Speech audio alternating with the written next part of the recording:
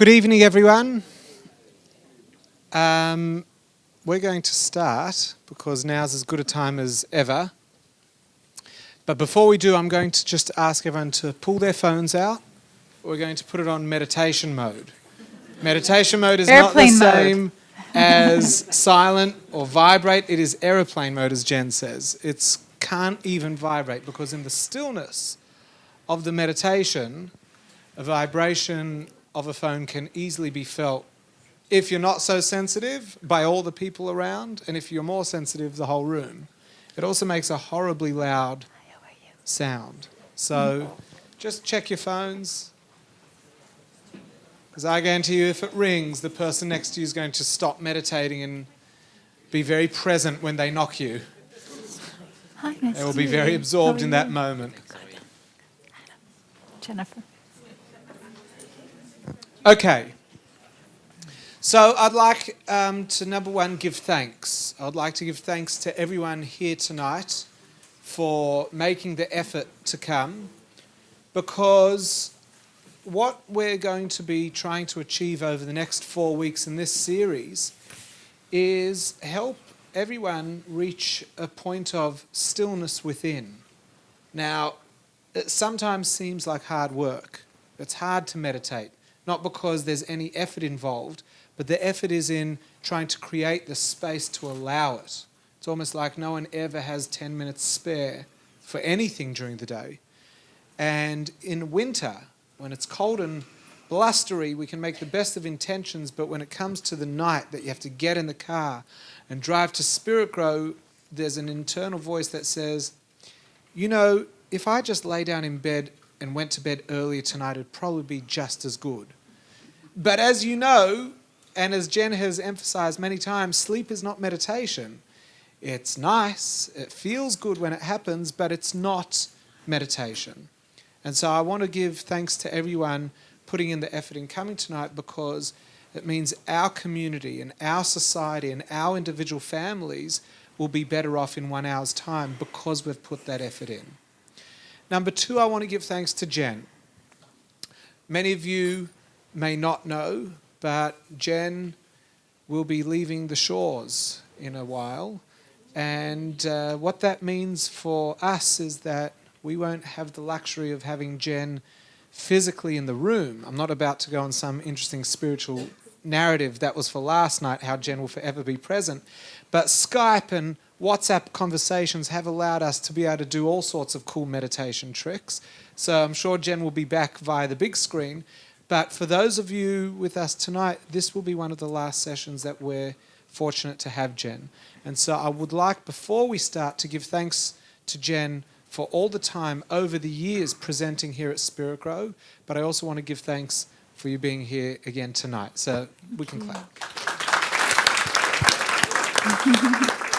And what is it that we're doing? Well, before I can tell you that, I'd like you to raise your hands if you were here at the last meditation series. Okay. And raise your hands if you weren't. You'd think I could infer that, but there's a deliberateness in that. There is no such thing as learning meditation. We just, at some point in our life, decide we're going to get on board with living life in a slightly different way. There's no such thing as, I did it, I've done it. It was good. It's like saying, I once ate. It was a wonderful experience.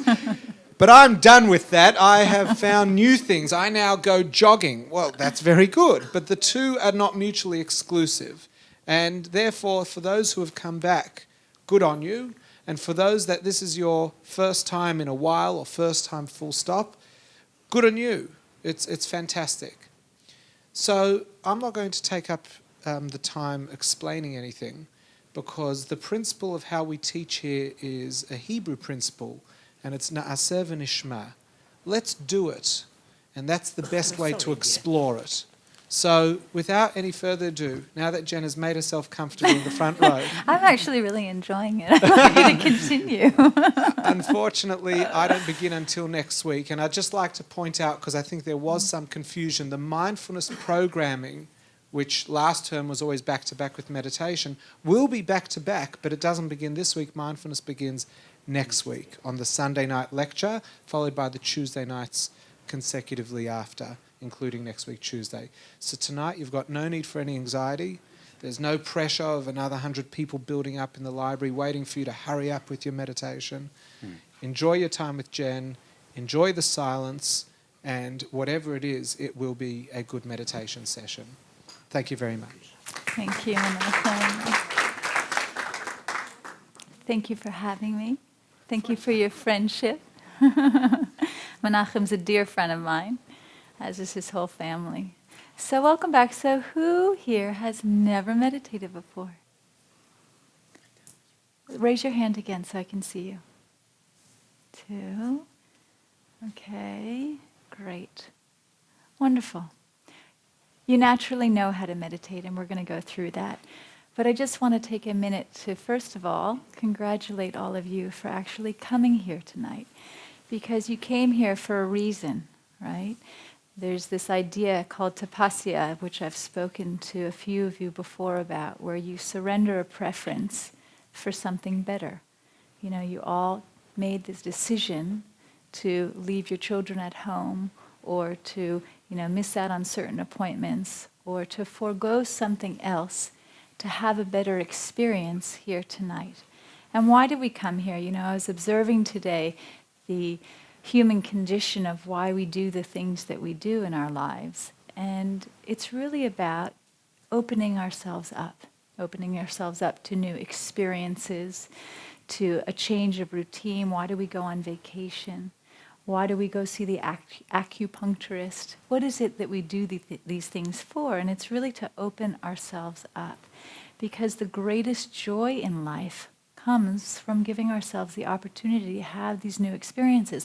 And if we don't open ourselves up, well, then what you're doing is you're electing to close yourself down, really, right? Because if you don't continue to open yourself up, then ultimately you will attract to yourself a corrective experience. You'll be delivered an experience that is not so comfortable, so that you grow and open yourself up. The world is moving, right?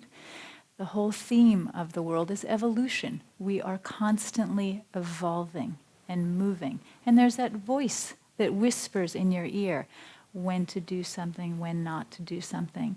And at first it starts as a whisper, and then it gets louder, and then it gets louder until it's screaming in your ear, because there's a change that needs to occur. And in life, you can either go with the flow and change graciously, or you can be dragged kicking and screaming. But the change is going to happen, I can assure you. And so if you create these opportunities to continue to open yourself up, well, you're just going to have more and more joy in your lives. So do things. Meditation is one of those things. Some people say it's traveling. Some people say it's drawing or painting or riding your bike. Whatever it is, don't stop. Continue to do those things that open you up to new experiences and that expand your awareness, because it's an exponential growth. It never stops. It's not like you're only going to reach a particular level. I've been meditating for nearly 16 years now. The experience of sitting and doing my meditation has grown in its experience, and my eyes open experience of performing action has also grown. My own personal potential has grown. Your capability, your intuition, your creativity, your intelligence, the more you expand your awareness, the more you will be the fullness of yourself in your own lives. It never stops. You never reach that point where you're done, right? I may be standing here teacher. I'm student and teacher constantly throughout my life, as all of you are. I always love to say to people, I was telling a friend today, and some of you have heard me say it before, but this idea of having a guru. How do you spell guru? G-U-R-U. You're your own guru, In life, when I have a challenge myself, what do? I check outside myself. I gather information. I check with mentors or people that I trust. And then I check in here. And then I don't check again, right? So the more you do that discovery of yourself, the more you meditate, the more that voice in yourself you start to listen to. And when you listen to that voice, oh, right place, right time, oh, a wonderful opportunity, oh, this person I met, start connecting the dots. The world is here for you. Right? And just think about tonight. We all turned up here. Imagine all of the decisions that needed to be made for all of us to show up right here tonight, right? Everything that had to happen, your parents' meeting, right? Every little detail of decisions, thousands and thousands of decisions that had to be made for us to be able to all be here tonight. There's no coincidence. You all made it for a reason, to open yourselves up to a new experience. Because life is so joyful when we can, right? So let's do a little meditation, and then we'll talk a little bit more about that. Anybody afraid to meditate? Any of the newbies? No? Okay. For those of you who have been here before when we've meditated, I'll go through those things that you've heard me say before. But if you continue your practice, you'll hear a different thing. You'll hear it on another level as you expand your awareness more and more and more and more and more. Keep meditating, though. It's so important to keep meditating, because when you do, we put so many units of stress into our nervous system every day, and we just want to keep opening ourselves. So if you imagine, you meditate, right? Or you meditate, let's say we open ourselves, and then there's the crunch of the stresses of life. But if you're doing it twice a day, you're crunch of the stresses of life, you meditate. Crunch of the stresses of life, you meditate. If you do it once a day, probably the units of stress going in and the units of stress going out will be equal. But we really want to be in a position where we're continuing to expand our awareness over time and our capability. So if you're doing it twice a day, you're actually putting yourself forward. You're also reversing your aging and slowing down your aging process when you're meditating. 20 minutes of the meditation that we do tonight is really equivalent to 3 hours of rest. So people that say that they don't have time to meditate, you become so much more efficient in your day with the things that you do and how you make decisions correctly and more efficiently, that you end up having more time at the end of the day when you give yourself that time, right? Also, there's that feeling of when we get tired or when we're sitting, sometimes it feels tedious. That's just what we call unstressing. Not really a grammatically correct word, but you get the idea, where your body all of a sudden is giving it that attention, and it's uncomfortable. You're experiencing that discomfort of giving your body attention because you're so used to distracting yourself from self. Just sit with that. If you think, oh my God, how long is this going to take? Just witness the sensation without actually having to do anything about it. And you'll see you get through it and you survive and you come to a deeper place of rest within yourself. Also, it's a wonderful thing to witness your thoughts. What is it that this mind of mine is thinking about and telling me about self, about life, worry, scenario mind, whatever it is?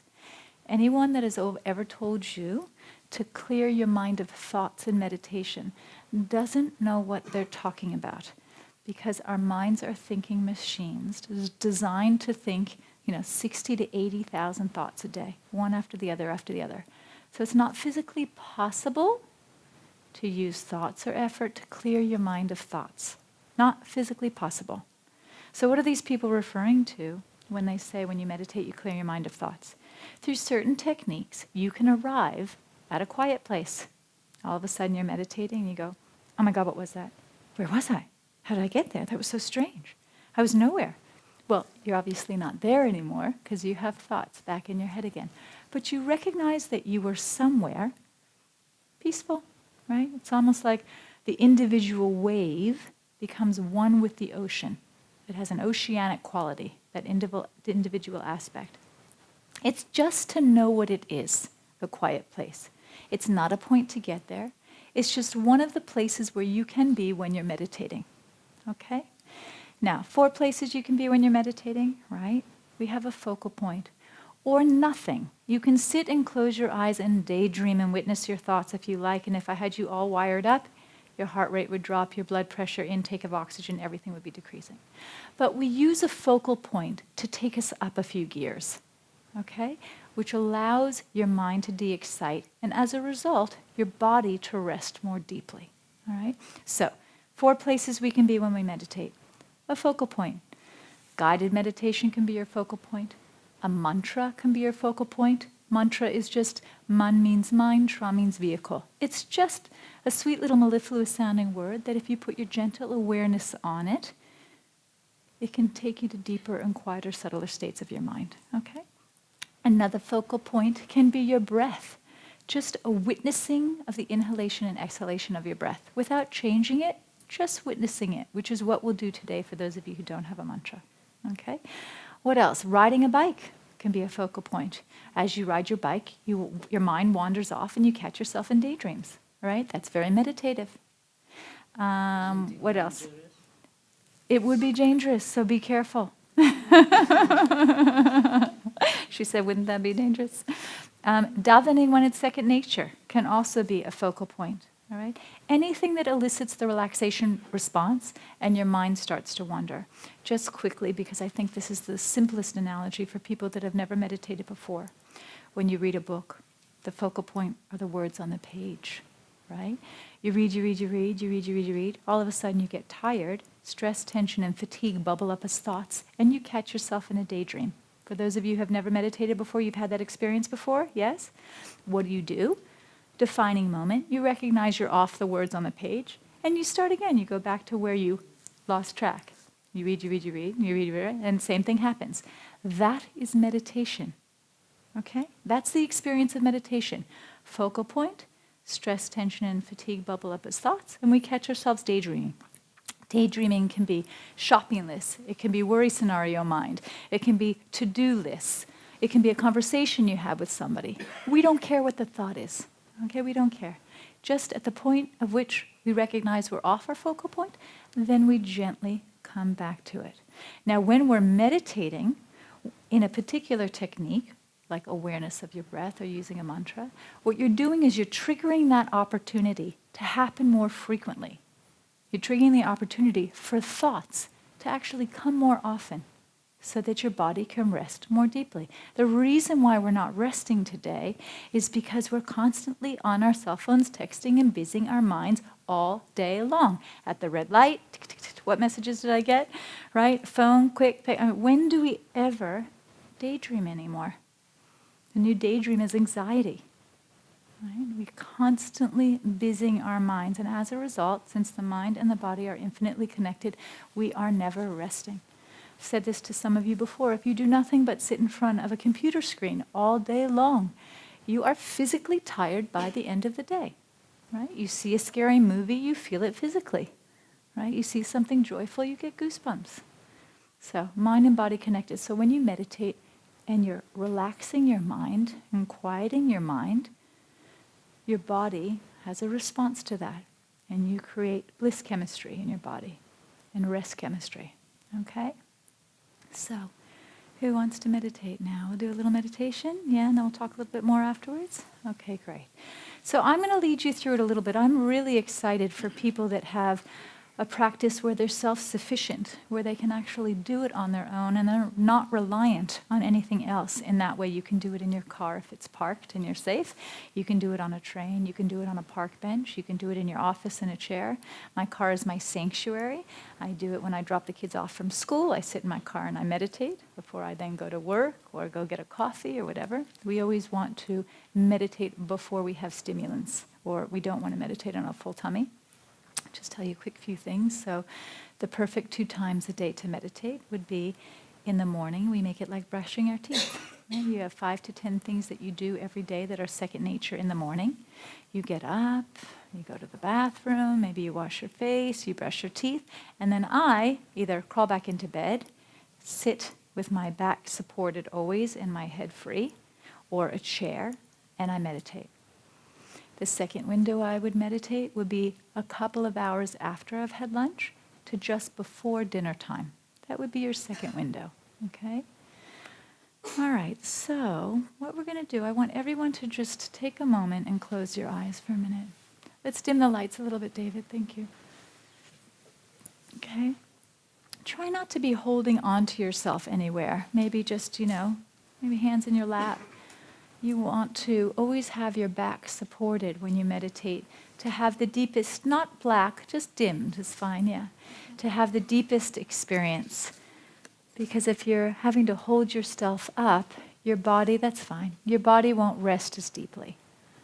Okay? It's a little bit bright up here. Let's just dim a little bit, play around a little bit. That's good, perfect, that's wonderful. All right. So close your eyes. Right? And don't try and clear your mind of thoughts. We're not in the business of clearing our mind of thoughts. You have the deepest experience in meditation when it's an effortless process, when you practice effortlessness, and you just surrender to sitting with yourself and allowing your mind to do whatever it wants. We don't judge our thoughts. We don't push thoughts away. We don't mind the noise. We just allow ourselves to be, and whatever that is. You've turned up to sit in a chair with your back supported and your head free, and now we're just going to let our minds do whatever they would like to do for a few minutes. Just witness those thoughts, the wave of thoughts, whatever they are. I have to go to the supermarket. I forgot to pick up the Vegemite. My husband wanted me to get the dry cleaning. Whatever it is. If you can think thoughts, you can meditate.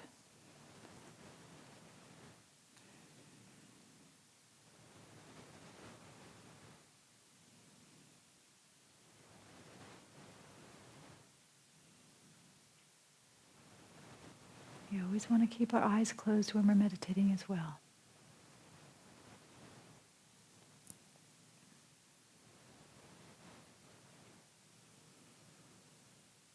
Any sensations of feeling restless, just witness it. It's just your body releasing stress. If it's too hard to sit with yourself for a few minutes, then you really need to be sitting with yourself.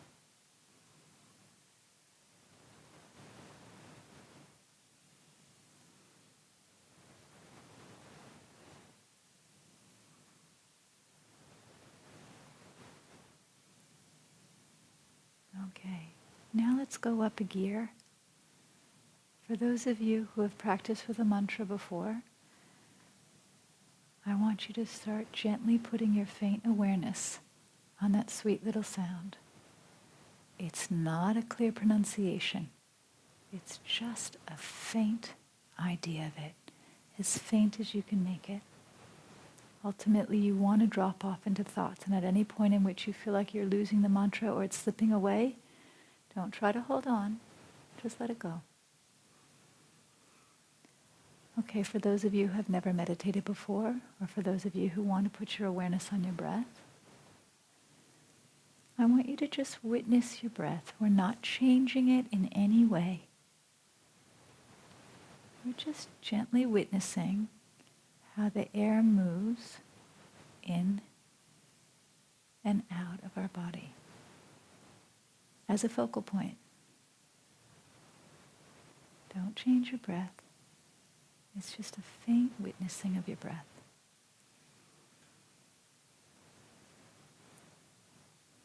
And as you're doing that, with gentle awareness on the inhalation and exhalation of your breath, you might find in a few minutes that you catch yourself off in thoughts. What you will do at the moment in which you recognize you're off in thoughts, then you'll gently finish those thoughts and come back to your awareness of your breath.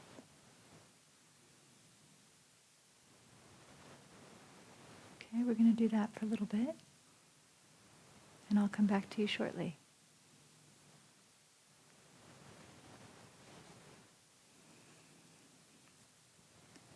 Don't mind the time.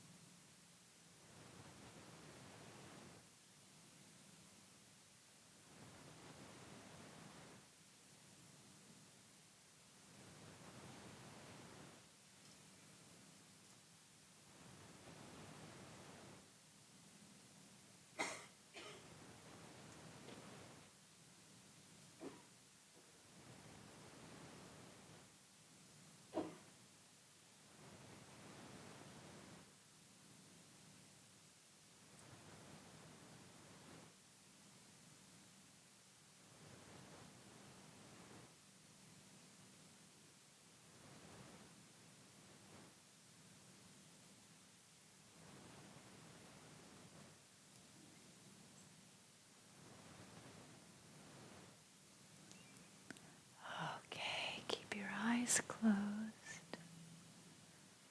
We're going to let go of our gentle awareness on our breath or our mantra, but keep your eyes closed.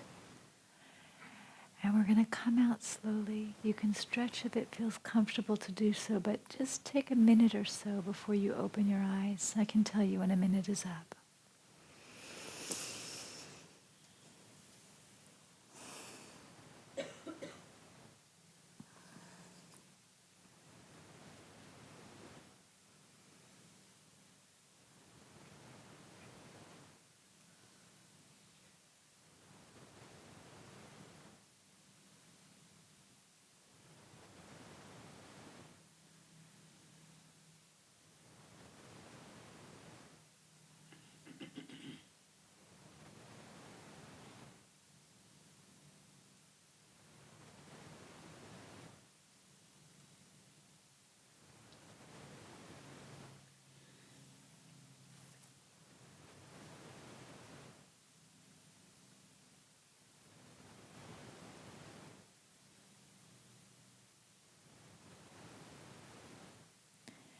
And when you're ready, you can slowly open your eyes, very slowly.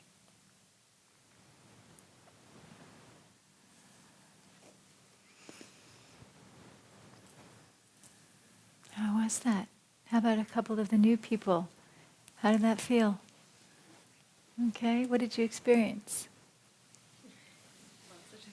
Tell me.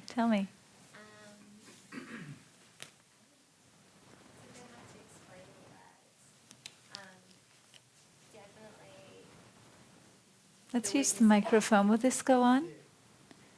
Testing.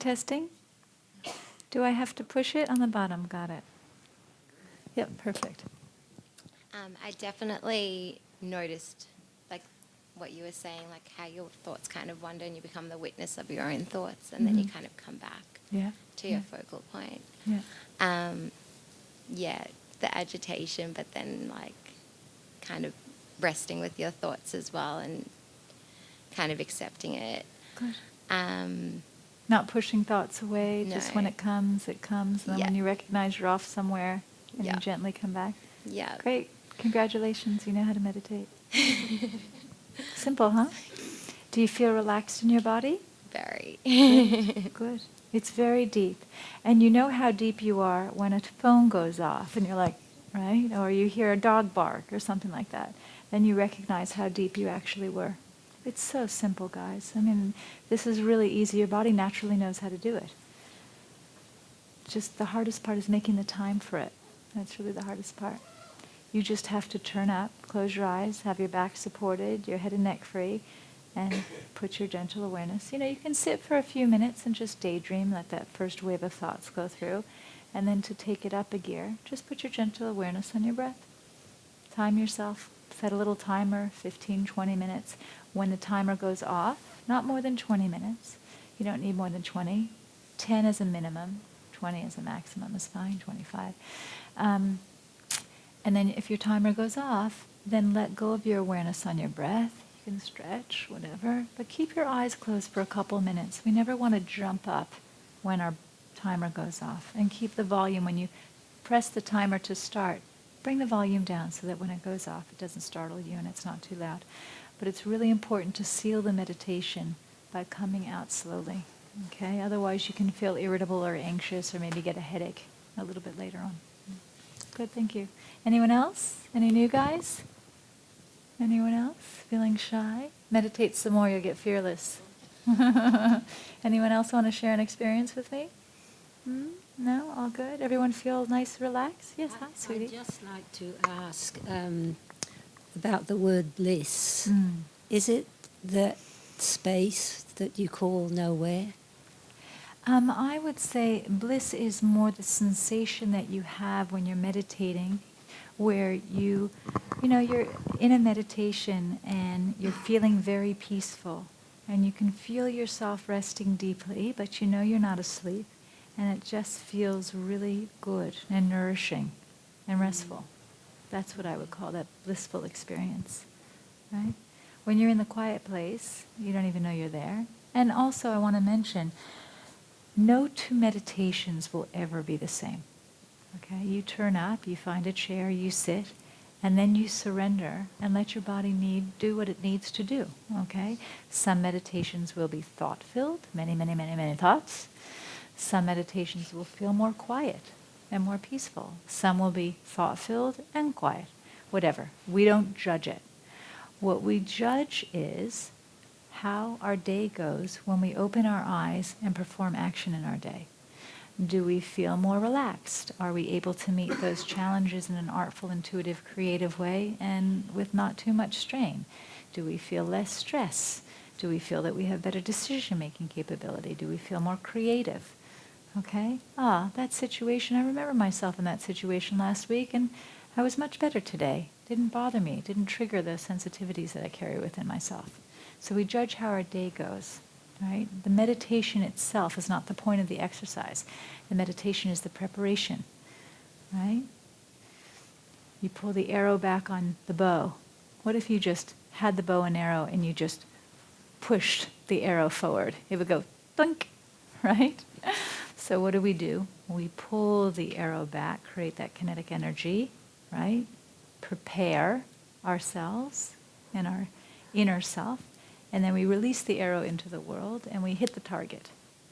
Okay? So that's what happens when you meditate. You're getting rid of all that stress, tension, and fatigue in your body. We know when we're tired, we don't make good decisions. Okay? And through a lifetime of building up stress triggers in our nervous system through years of life, like carrying a weight of heavy stress on our shoulders as we're making decisions, we don't do as well. So it's almost like when you meditate every day, you're dipping yourself into this deep state of rest, and then you're coming out, and then you're doing it again in the afternoon, and you're coming out. And over years and years of doing this and peeling off the layers of stress on your body, you actually perform better when you're making decisions in your life. Even with your partner, the decisions that you make, you become able to surrender more preferences for one another. I always find it so interesting, the dynamic of a relationship, even with my own partner, my husband. And, certain things that happen, and then you wonder, I'm so frustrated. Why doesn't he see my point? Mm-hmm. And then I take a minute and I think to myself, what a tremendous gift it is to have a relationship with another person. What a tremendous opportunity in every moment with that person. If you say thank you, they're about to reveal to you who you are. Back in the day, before people would go into battle, they would bow to each other on either side. Why were they bowing to each other? They were bowing to each other because they were saying, thank you. You're about to reveal to me who I am, right? What am I made of? How am I going to perform in this battle? So you get into a battle with your partner, right? And if you take a moment and you think, this seems like a conflict, but in fact, have a bit of gratitude for that relationship, because the fact you're in a relationship and you're fortunate to have a relationship in your life. Wait a minute. Thank you for being my partner. And what are you about to reveal about myself in this connection with you? Because everything in life is a self-referral phenomenon. It's really a gift to have those relationships. And what else is life for if not to have those connections with other people? Nothing is more important. Not what you do, not how much money you make, not what car you drive. I think I told a few people last time about this study that was done at Harvard in the last decade, where they followed, and excuse me if I'm repeating myself for those of you who were here last time, but they followed 720 men through 75 years of life. Okay?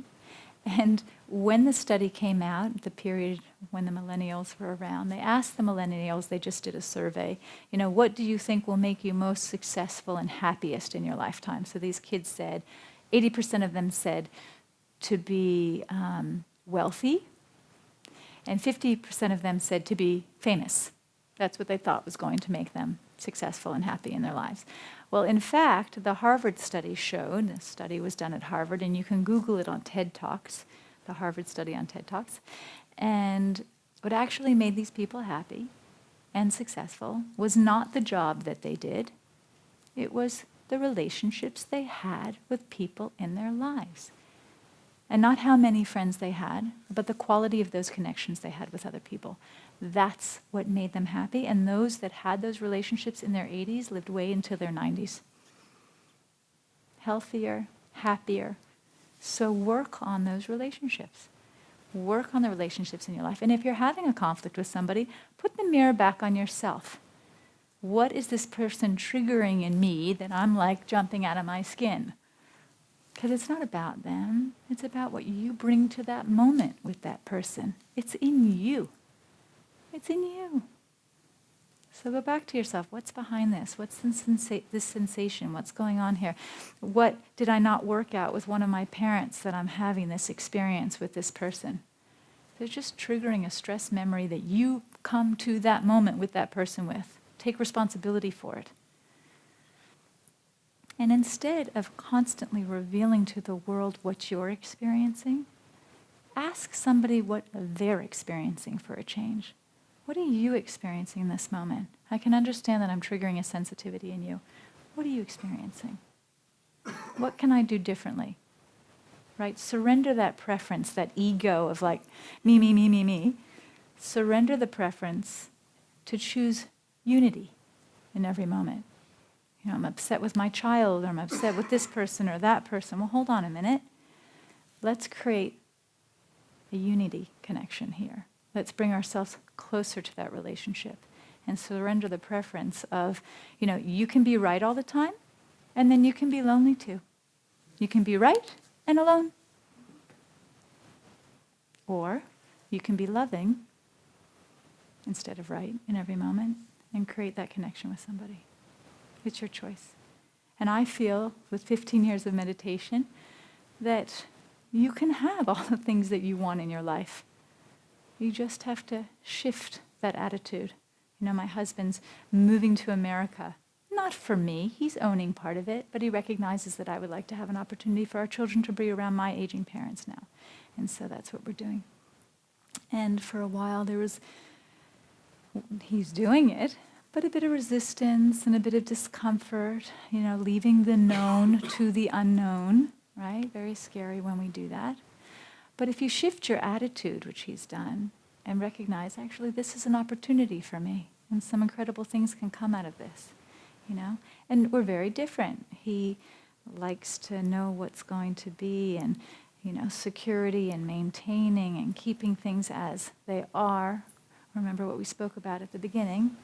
Life is always going to be moving. We can be dragged along, or we can move along graciously. I'm much more the type of person who needs movement and, you know, a new experience and wanting to always create. And if I can see the path completely how it's going to be, well, for me, it's pure stagnation, right? I need to be able to create my own path and find something new. And, you know, when stagnation kicks in, the destruction operator comes around to shake it up, to create room for new creativity and new creation, right? So I recognize we have those differences, and he grounds me. I think to myself, what a gift that he brings me back a little bit this way. If I were just free to fly, then what happens? You get too close to the sun and you burn your wings, right? So I recognize the gift in our differences and surrender the preference a little bit of what I want. I want to move really quickly. He slows me down, but it's actually a gift. The gift is all around you. It's just an attitude. What do you see? Do you see things as gifts, or do you see things as challenges? And the only thing that you can control in your lives is the inner stillness in here. You will never be able to control the relative world that is out here. Never. You'll never be able to control another person. You'll never be able to control an outcome. You can only control this. And when you continue to meditate over time, that fulfillment builds up within yourself, and you get control over self and that inner stillness. And then the view of the world is not messy.